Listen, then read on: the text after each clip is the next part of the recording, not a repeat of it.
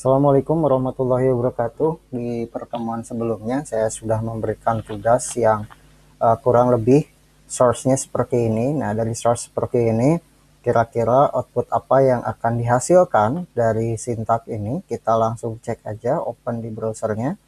Maka jawabannya adalah tidak ke kampus. Saya mau buka yang di sini aja. Kita open ya. Ini ada di mana? Saya lupa di dokumen kalau tidak salah ini ya. Ada di sini. Nah ini, jadi jawabannya tidak ke kampus. Kenapa? Karena memang 5 ini tidak sama dengan 5 yang di sebelah sini ya. Oke, itu kemarin dan kemarin juga saya sudah berikan tugas kalau pakai tidak sama dengan, itu outputnya seperti apa. Ya, coba saya refresh. Jadi kalau misalnya tidak sama dengan, ya memang tidak sama antara ini dengan ini. Tapi kalau misalnya sama dengan yang satu, kita bisa lihat seperti apa perbedaannya. Jadi yang dieksekusi adalah yang di bawah ini. Nah, itu berkaitan dengan dengan identik atau equal. Nah, setelah kita akan coba lagi. Jadi ini kan algoritmanya itu kurang lebih seperti ini, ya. Algoritmanya seperti ini. Nah, kita akan coba lagi kembalikan ke yang awal, di mana ini akan kita ganti dengan libur, ya. Kita akan ngecek. Jadi yang kemarin itu tidak perlu pakai let libur lagi karena memang algoritmanya juga kan tidak ada, memang tidak dibutuhkan variabel libur. Nah, jadi saya sampaikan lagi, jangan lupa untuk memahami terlebih dahulu fungsi dari masing-masing sintak. Jadi kemarin saya lihat ada juga jawaban yang tidak dihapus let liburnya, jadi di sini masih ada libur gitu. Nah ini salah ya, tidak ada faedahnya ini variabel ini ya. Ini boleh dihilangkan saja untuk kasus yang algoritmanya tadi. Nah, kalau misalnya ini kita kembalikan lagi, jadi kalau misalnya dia libur, ya, kalau libur maka dia tidak ke kampus. Jadi ini saya akan ganti ya. Kalau libur, jika libur tidak terpenuhi, maka jawabannya ada tidak ke kampus. Sementara kalau misalnya di sini libur, maka dia ke kampus.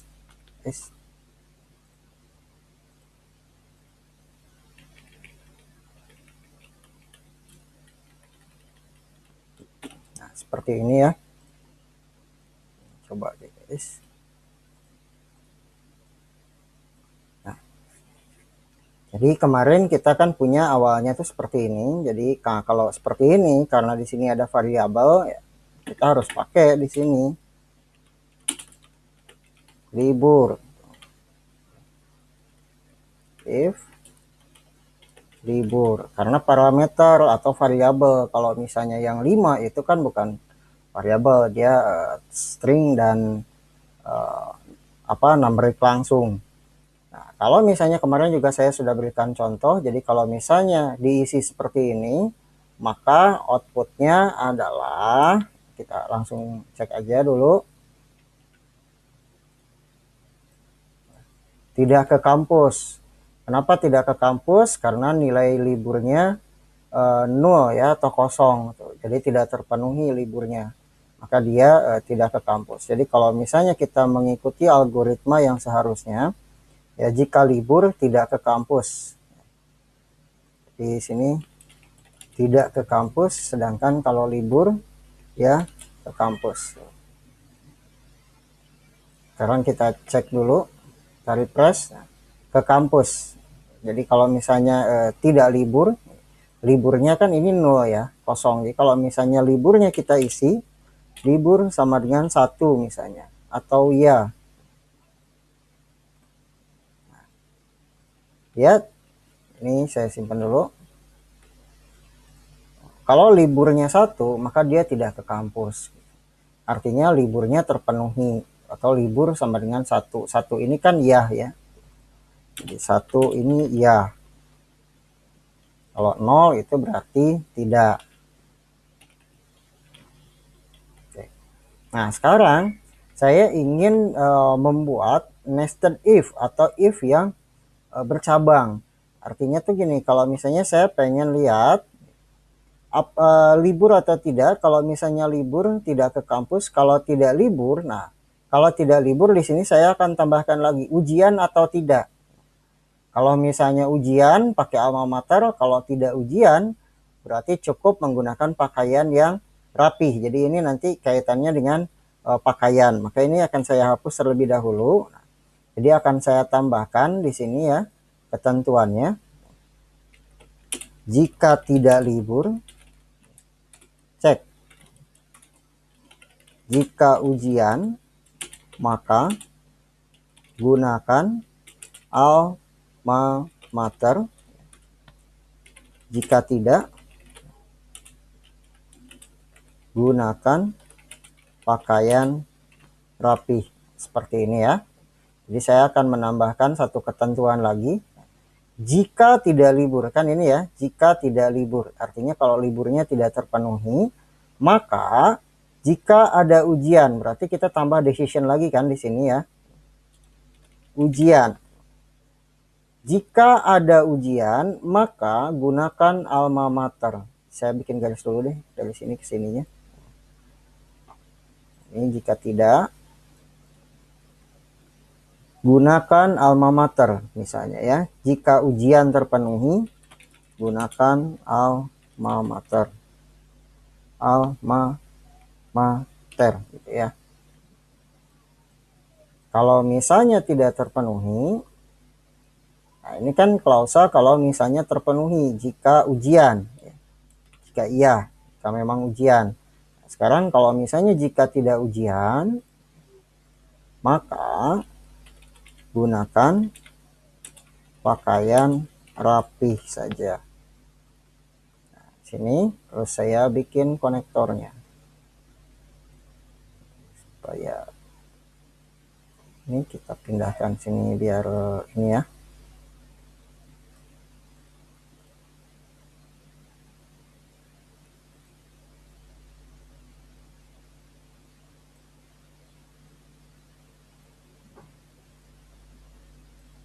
Biar cepat tumpuk. Oke. Saya geser dulu sedikit ini ya.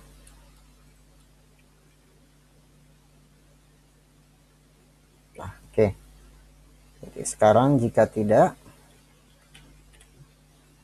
nah, jadi algoritma yang tadi itu kan jika iya ke sini, jika libur mana? Jika libur maka tidak ke kampus. Nah, jika tidak itu kan ini ya, else. Jika tidak, cek. Nah, berarti dia ada if lagi di sini. Kita tinggal tulis saja di sini if. If ujian. Berarti di sini kita kasih parameter lagi untuk ujiannya. Mau di atas boleh, mau di sini aja boleh. Ujiannya misalnya ya kita. Ya. Jadi satu itu ya. Jika ujian, gunakan alma mater.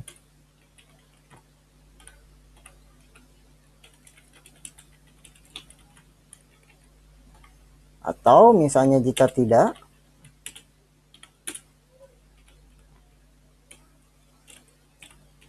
gunakan pakaian rapi. Oke, seperti ini ya. Tuh, kita coba simpan dulu. Maka outputnya harusnya liburnya kita nolkan dulu ya. Liburnya 0, artinya tidak libur. Jadi kalau 1, jadi saya mau bikin 2 aja deh. Ya, jadi kalau misalnya di sini 1 itu libur. Kalau 0 berarti tidak libur. Sekarang saya mau set liburnya 0 atau tidak libur.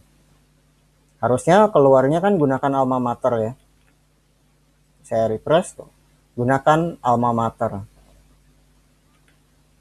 Atau misalnya saya mau kalau misalnya ujiannya bernilai 0, ya, saya bikin 2 lagi.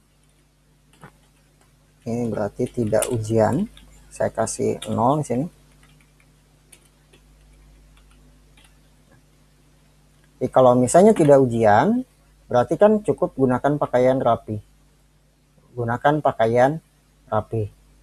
Kalau misalnya ini saya set libur, maka outputnya adalah tidak usah ke kampus gitu. Nah ini adalah berdasarkan algoritma yang sebelah sini. Jadi mungkin ini saya, nah biar lebih, nah ya, ini Pak Tumpuk gambarnya. Pak Tumpuk itu bahasa Jerman ya, kalau misalnya Anda tidak tahu Pak Tumpuk. Ini garis-garisnya juga nggak rapi, ya, nggak apa-apa, yang penting kita kelihatan aja. Di sini ini libur. Nah, Anda bisa lihat sini if libur. Jika iya, iya kan sini ya, tidak ke kampus.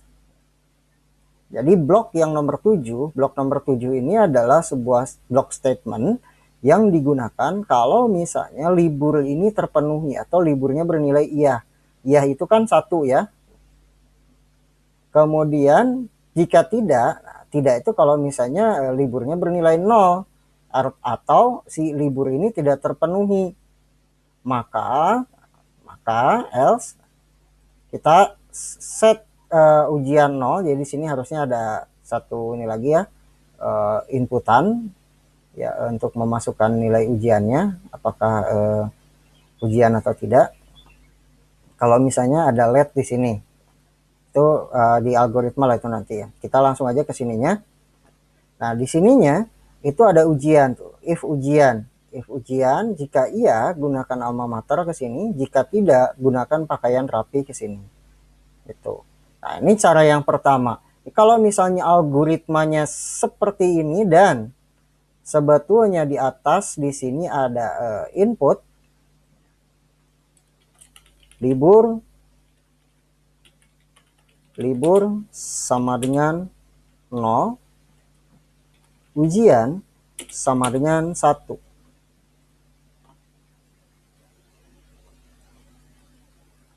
Maka algoritma ini yang tepat adalah source yang tepat, ujian itu tidak di sini tapi di atas. Jadi di sini kita bikin let ujian sama dengan 1. Sini 0. Dan untuk yang di sini ya, itu bisa menggunakan cara seperti ini atau bisa menggunakan else if. Jadi langsung di sini kita nulis else-nya. Nah, jadi seperti ini. Ya, dan ditutup ini 1, terus ini dirapihin lagi, jangan lupa. Nah, ini juga bisa seperti ini. Kita coba cek ya. Tuh. Gunakan alma mater. Karena liburnya 0, ujiannya 1. Jadi kalau misalnya ujiannya 0 atau tidak ujian, maka harusnya gunakan pakaian rapi. Gunakan pakaian rapi. Tapi kalau misalnya liburnya kita set 1, maka outputnya adalah tidak ke kampus. Jadi bisa menggunakan seperti tadi ya, else, kemudian else, terus if-nya ada di bawah, cara yang pertama, atau bisa cara yang seperti ini. Sebetulnya tergantung dari algoritmanya ini. Karena kalau misalnya dari flowchart-nya, dari algoritmanya itu seperti ini misalnya. Jadi di sini hanya ada ini aja. Terus ada satu lagi di sini. Nah, ujian sama dengan 1 misalnya. Di liburnya 0 ya, tidak libur benar. Ini berarti garisnya ke sini. Baru kemudian dari sini ke bawah. Nah, kalau misalnya polanya seperti ini, maka sintak yang digunakannya adalah, jadi saya bikin lagi di bawah ya untuk yang keduanya.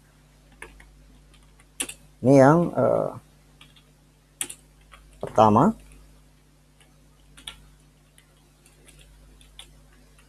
Untuk yang keduanya kita copy aja yang ini biar cepat. Kita copy ke sini. Terus ujiannya ini nggak di sini posisinya, tapi di sini.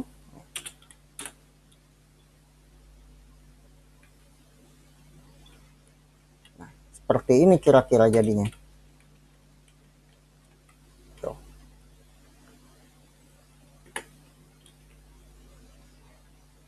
Yang ini